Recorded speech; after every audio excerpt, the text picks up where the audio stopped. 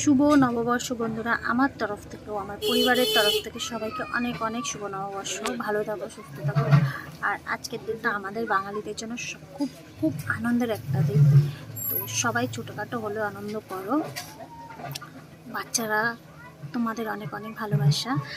আর আজকে পয়লা বৈশাখে বাড়িতে সবাই আছি, তো একটু মাংস টাংস করছি। খুব ভালো তো করতে পারবো না, তো একটু মাছ করিনি, মাংস করছি আর একটু ভাজাভুজি করেছি। তো চলো দেখাই কী কী রান্না করেছি আজকে।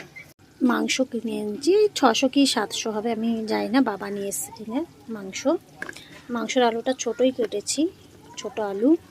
আর এখানে আছে মশলা ভাজা হচ্ছে মাংস। আর আমাকে সবসময় প্রেশারে ভাত করতে দেখো, আজকে হাঁড়িতে ভাত করছি, কারণ মাংসের সাথে হাঁড়ির ভাত ভালো লাগে, প্রেশারের ভাত ভালো লাগে না। আর এখানে করেছি টক ডাল, আর এখানে আছে চালু ভাজা। তো চলো বন্ধুরা, আজকের মতন এতটাই। মাংসটা কড়াইতে দিয়ে দিলাম। আর দুবেলাটা একসাথে করে নিই, আমি তো দুবেলা রান্না দুবেলাই করি, তো আজকে দুবেলাটা একবারেই করে নিলাম। তো একটু মাংসটা কষিয়ে নিই মশলা টশলা দিয়ে। তো আজকের দিনটা সবাই আনন্দ করো, খুব মজা করো, বাচ্চা থেকে শুরু করে বড়রা। আর সবাইকে অনেক অনেক শুভেচ্ছা পয়লা বৈশাখে।